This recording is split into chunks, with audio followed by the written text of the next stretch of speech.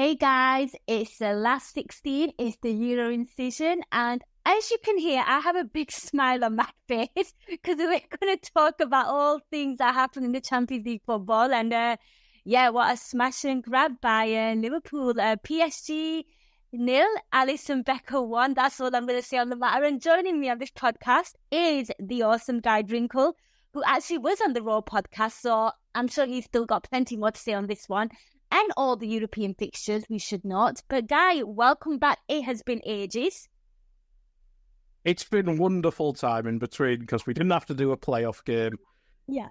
And I think everyone was like, oh, it's only PSG. It won't be too bad. They were pretty bad in the group stage or the league phase, whatever the hell we decided to call it. Yeah, they were pretty good. They're just not as good as Alisson Becker, though, are they? No, nothing is. Oh my God. And let's just talk about this because obviously I know you probably spoke at length, and I think when you do like a post-match show, I think there's a lot of adrenaline and emotion, and you're actually just dealing with the instant reaction. So you've had a little bit of a sleep and you probably rewatched the highlights. I mean, oh my God, right? Can we just talk about that game? I know we're going to talk about Alisson Becker. We are going to talk about Alisson Becker. But for me, what I actually found absolutely staggering and astounding about that game was the relentlessness of PSG.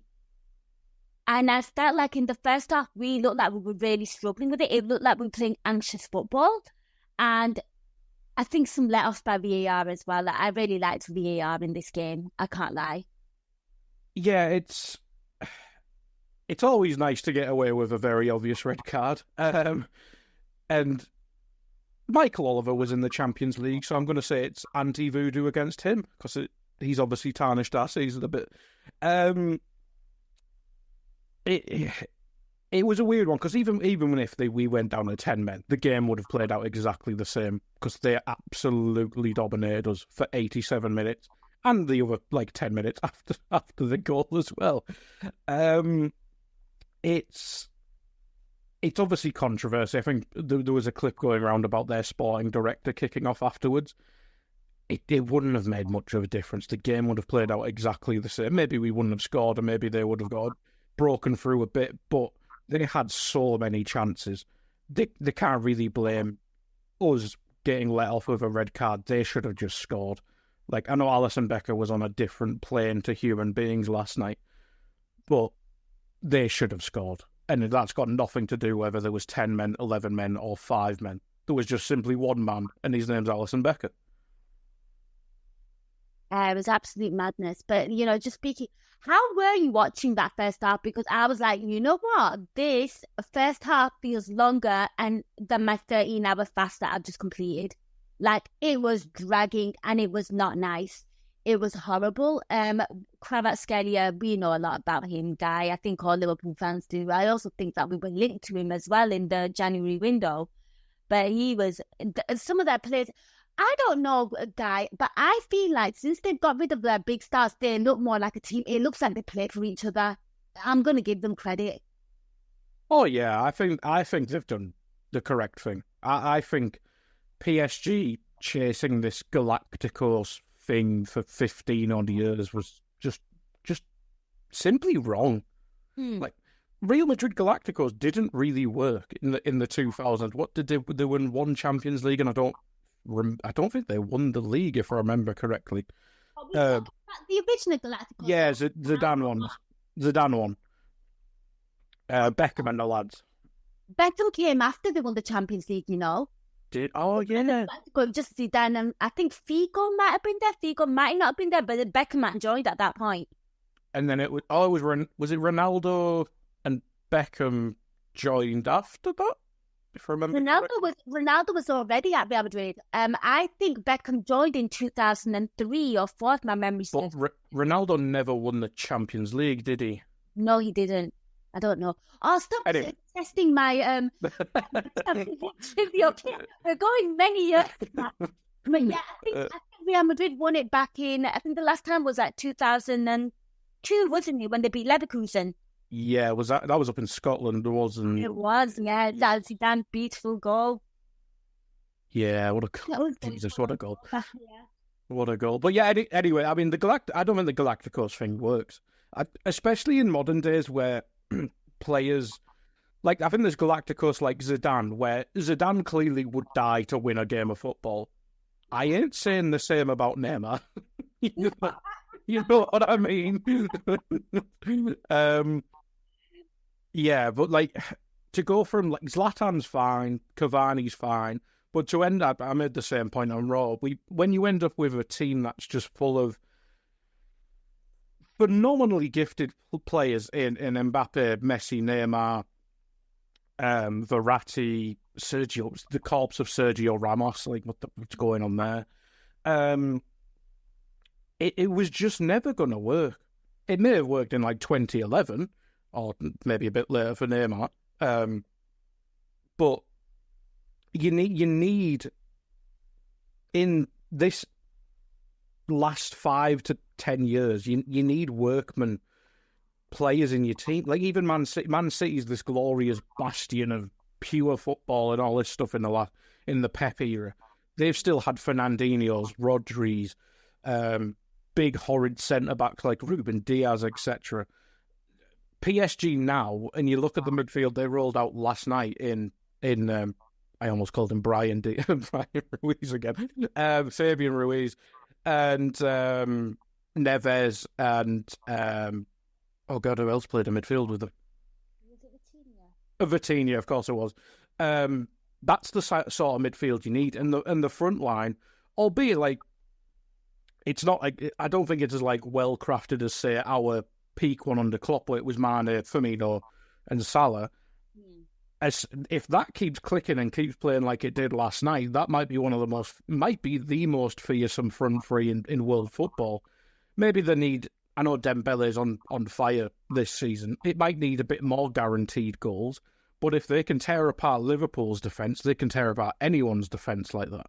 Like, I know our fullbacks aren't exactly the best defensively, but they tore us absolute new ones all of last night. It was terrifying to watch. And you mentioned the first half there. That's something we've kind of experienced, that because we've had bad seasons in recent times, like 22, 23, where we forgot how to play football. 2021, where we didn't have any defenders. We've seen bad games and that, but like, genuinely, that performance, like, the closest thing I remember to that is the Stoke game. That's how bad that was. Or that's how good PSG were, rather. I think we were simply bad as well, but PSG were that good.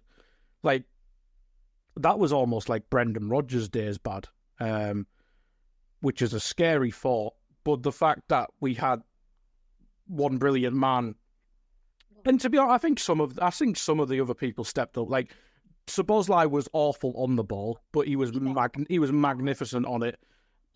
McAllister was all right. He was kind of on his own for times in midfield. I think the two centre-backs, apart from Ibu, who should have got a red card, were good, apart from Van Dijk, when he tried to play Dembele offside, was 10 yards behind him for some reason.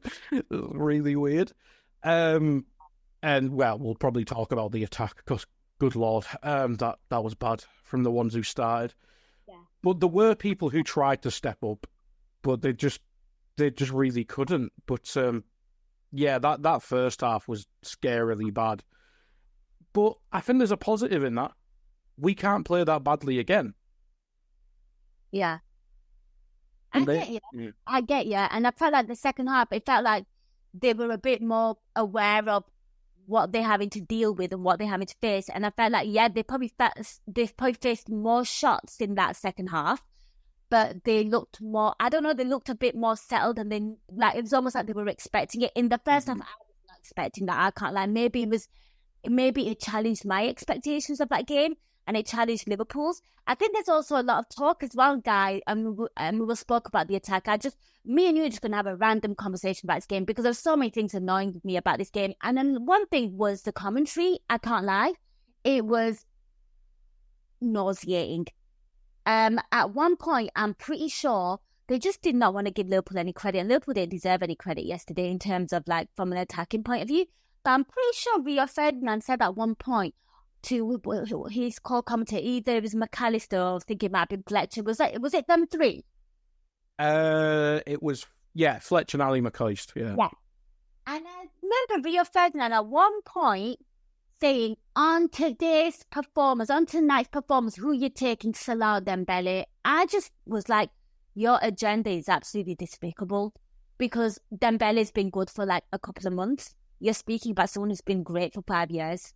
Like, yeah. I don't know. I'm a bit traumatized by that.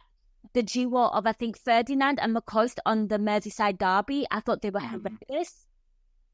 Thing is, I really like I think maybe Alan Shearer. He wound me up on the Merseyside derby one. Oh, yeah. I think maybe Alan Shearer nowadays is probably the best co-commentator. Maybe that's just because he's on Amazon and you don't have to listen to Rio Ferdinand. Yeah, that's always... Yeah, but like the last few years when Ali McCoist was on Amazon, for instance, and when he's on ITV, he's so much better. I don't know if it's just TNT just kind of drags the level down a bit, but like when Ali McCoist is with John Champion or Clyde Tilsley, he's just a level up. Like Fletcher's, I don't think he's great. I think he's all right, but whoever at TNT thought our main pundits are going to be Rio Ferdinand and Joe Cole. needs firing. Needs firing. Like I made the same point on Raw, but like CBS, like I was watching the CBS coverage just before we started this podcast. Like Jamie Carragher's not everyone's cup of tea. We know what he's done in the past with some stupid incidents, but he's entertaining and he's quite insightful at times.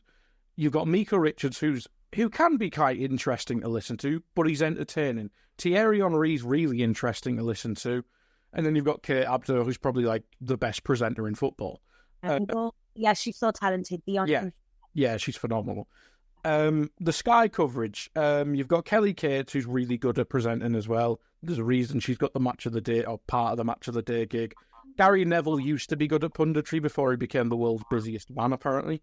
Carragher, as I say. Then you got Roy Keane, who's kind of just funny, box office, and as many of others that aren't really offensive. Whereas you go on TNT, everyone just pisses you off. I just don't understand how they've picked. Like Robbie Savage is a commentator. Why? Who wants to listen to Robbie Savage? Like I've got sadly a Man United supporting mate. Every time he has to watch Man United, which is bad enough as it is, he messaged me saying, "Why is Robbie Savage commentating?" It's just great. But we've got off topic there. But no, the coverage on, like, whenever we were always on TNT. The Klopp era, we were on TNT every second week, and it was a nightmare. Fortunately, it's been less so recently. I hate, like, it makes me not enjoy the game as much. It genuinely is terrible. And Rio Ferdinand's the worst pundit in the game. He just is. And the fact he's now on commentary as well just makes it so much worse.